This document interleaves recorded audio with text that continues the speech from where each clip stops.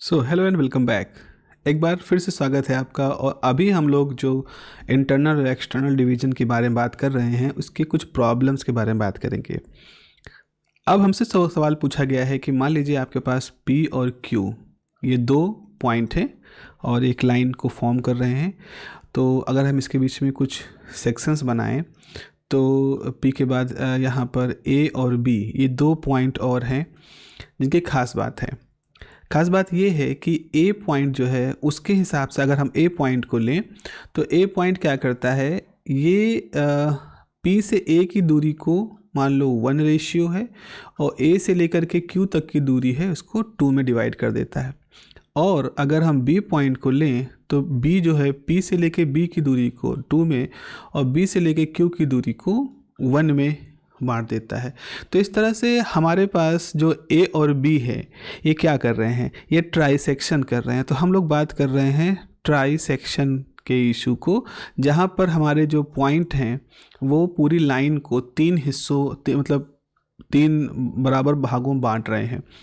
तो अगर हम पॉइंट ए के बारे में बात करें, पॉइंट ए के लिए, तो पॉइंट ए के लिए इसके कोऑर्डिनेट को निकालना है। तो उसके लिए मान लो इसकी लोकेशन हो गई x1 y1 और इधर लोकेशन है x2 y2। ऐसी कंडीशन में m1 1 है और m2 की वैल्यू 2 है। और अगर हम b ले रहे हैं तो b में ये m1 है और आपका ये m2 है। इस तरह से होगा आपके पास। ओके, तो अगर हम पॉइंट a की लोकेशन को निकालना चाहें तो फार्मूला क्या होता है? फार्मूला होता है m2 x1, है ना। फार्मूला होता है m2 x1 plus m1 x2 divided by m1 plus m2, और यहाँ से होता है m2 y1 plus m1 y2 divided by m1 plus m2। ये फार्मूला होता है। तो इस हिसाब से लोकेशन क्या आ जाएगी, m2 कितना है भाई, m2 है 2, x1 प्लस m1 है 1 x2 डिवाइडेड बाई 2 प्लस 1 3। ऐसे ही ये हो जाएगा 2y1 plus y2 divided by 3। अच्छा, अगर पॉइंट B की लोकेशन निकालनी हो तो वही फार्मूला हो जाएगा, बस अंतर हो गया। अब कि ये हो जाएगा x1 plus 2x2 divided by 3 और ये हो जाएगा y1 plus 2y2 divided by 3। तो ये दो आपके पास आंसर आ गए हैं। तो जब भी ट्राइसेक्शन का थोड़ा सा इंपॉर्टेंट है मामला, क्योंकि वहाँ ये देखना पड़ता है कि ट्राइसेक्शन है ना, 3 हिस्सों में बट रहा है। कई बार क्या होता है ट्राइसेक्शन में बच्चे लिख देते हैं कि 3:1 में हो रहा है। ट्राई मतलब 3:1 या 1:3 की बात कर रहे हैं, नहीं, वो नहीं है। ट्राइसेक्शन मतलब है कुल मिला के तीन हिस्से। तो हिस्सा जो अगर कुल मिला के 3 हिस्से हैं तो जाहिर सी बात है एक हिस्सा 2 का होगा, एक हिस्सा 1 का होगा, तभी तो ट्राई सेक्शन। अदरवाइज तो वो तो 4 सेक्शन की बात हो जाएगी। Okay, let us move to the next illustration. अगला इलस्ट्रेशन है थोड़ा सा सिंपल सा, हम लेते हैं कि मान लीजिए कोऑर्डिनेट पॉइंट है। मान लीजिए हमारे पास एक कोऑर्डिनेट पॉइंट है A 0 0 और हमारा दूसरा जो कोऑर्डिनेट पॉइंट है B वो है 9 12। इस तरह से ये हमारे पास दो कोऑर्डिनेट पॉइंट हैं। अब जो हम ये कहें कि यहाँ पर एक डिवीज़न हो रहा है, इंटरनल डिवीज़न हो रहा है, तो हम कह रहे हैं यहाँ पर एक इंटरनल डिवीज़न हो रहा है। और इंटरनल डिवीज़न जो पॉइंट कर रहा है वो किस रेशियो में कर रहा है, वो कर रहा है हमारा 1:2 में। तो हमने ये कहा हमारा पॉइंट P है जो कि 1:2 में डिवीज़न कर रहा है। तो क्वेश्चन ये है कि हमें उस पॉइंट P के कोऑर्डिनेट को बताना है। कोऑर्डिनेट क्या होगा, तो बस याद रखो यहाँ पर ये x1 y1 है जो कि 0 0 है, x2 y2 है जो कि 9 12 है। P की जो लोकेशन है वो हमारा x और y है, और यहाँ पर m1 की वैल्यू 1 है और m2 की वैल्यू 2 है। तो इस लॉजिक के हिसाब से हमारे पास जो x हो जाएगा, x कोऑर्डिनेट जो हो जाएगा, x कोऑर्डिनेट जो होगा वो कितना होगा, m2 x2 m2 x2 यानी कि 2 × 9 m2 x2 है ना, नहीं m2, एक मिनट, m2 x1, पहले फार्मूला लिख लेते हैं, खुद ही कंफ्यूज हो रहा है। पहले फार्मूला लिख देते हैं m2 x1 plus m1 x2 divided by m1 plus m2, ये x कोऑर्डिनेट हो जाएगा। इसकी वैल्यू कितनी आएगी, m2 है 2 और x1 कितना है 0 प्लस m1 कितना है 1, x2 कितना है 9 और डिवाइड कितना कर लेना है 2 + 1 है ना, 2 + 1 3, तो ये हो जाएगा 9/3 यानी कि 3। वैसे ही y कोऑर्डिनेट के लिए बात करोगे तो y कोऑर्डिनेट के लिए बात करो हो जाएगा m2 y1 plus m1 y2 divided by m1 plus m2, तो ये हो जाएगा m2 भैया कितना है, m2 की वैल्यू यहाँ पे कितनी है 2 और y1 कितना है 0, तो ये भी गया। उसके बाद यहाँ पर y2 कितना है 12 और m1 कितना है 1/3, तो 12/3 4। तो इस तरह से हमारे पास जो वैल्यू आ गई इस कोऑर्डिनेट की, p कोऑर्डिनेट की वैल्यू है, x की वैल्यू है 3 और y की वैल्यू है 4। तो इस तरह से आपने स्ट्रेट फॉरवर्ड सीधे तौर पर m1 m2 x1 x2 y2 ये सब कैलकुलेट करके सीधे तौर पर आपने इसकी वैल्यू निकाल दी। ठीक है, अब हम एक और क्वेश्चन पढ़ते हैं, इसको हम दो तरीकों से सॉल्व करेंगे। क्वेश्चन नंबर 3 है, क्वेश्चन नंबर 3 है कि आपको कैलकुलेट करना है ratio in which the line, अब आपको कैलकुलेट करना है रेशियो इन विच, रेशियो जिस हिसाब से इन विच कौन सी line, the line 3x + y - 3 = 0 divides the segment joining the points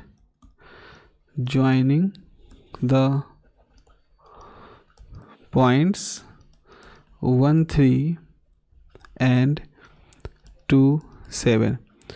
तो कैलकुलेट करें, आइडेंटिफाई करें ratio in which the line, मतलब हमें लेमडा रेशियो मतलब हमें रेशियो निकालना है, बेसिकली यहाँ हमें रेशियो निकालना है। तो ratio in which the line this divides the segment joining the point this and this. तो क्वेश्चन को कैसे हम कहेंगे, मान लो हमारे पास एक पॉइंट है 1 3 और हमारा दूसरा पॉइंट जो है वो है 2 7 और हमारी जो लाइन है मान लो इसको काट रही है और लाइन है हमारी 3x + y - 9 0। तो हमसे पूछा गया है बताओ ये जो लाइन जब काटेगी तो जो पॉइंट बनेगा ये पॉइंट इस पूरे सेक्शन को किस रेशियो में डिवाइड कर रहा है। ठीक है, ये रेशियो हमें कैलकुलेट करना है। तो अगर हम इसका रेशियो लेमडा और 1 कह देते हैं, अगर हमने कहा m1 लेमडा है और m2 1 है, तो इसका मतलब है लेमडा रेशियो 1 ही लेमडा होगा, है ना। तो हमें सिर्फ लेमडा की वैल्यू कैलकुलेट करनी है।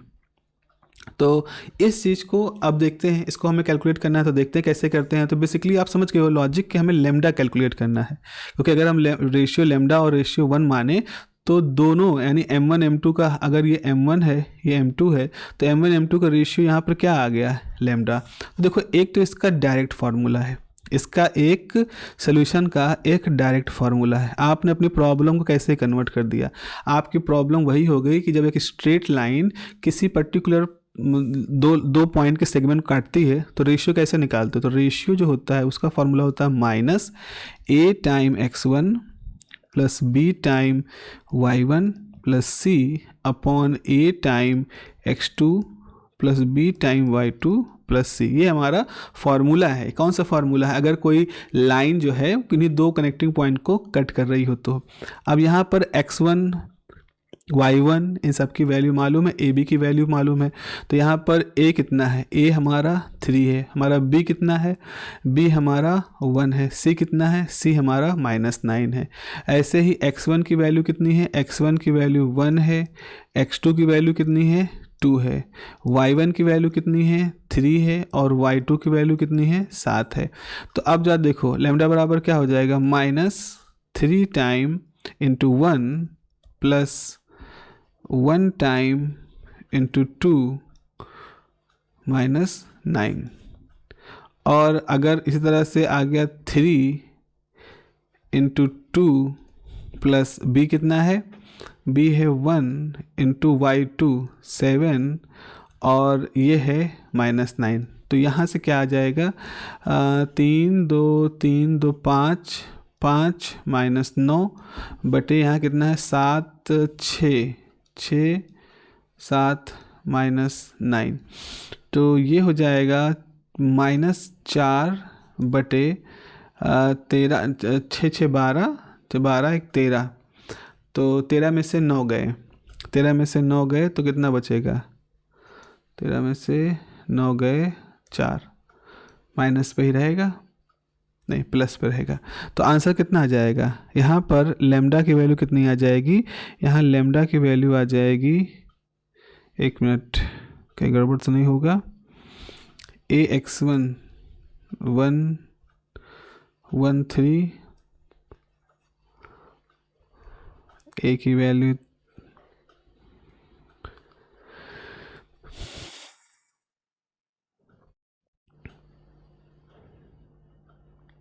3,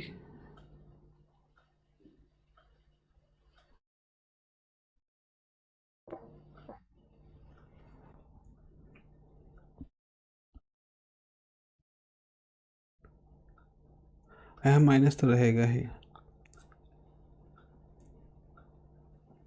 तो ये जाएगा 2 5 4 4, नहीं नहीं 3 3 6, मैंने कैसे हो गया, 3x + y 9, y की वैल्यू कितनी है,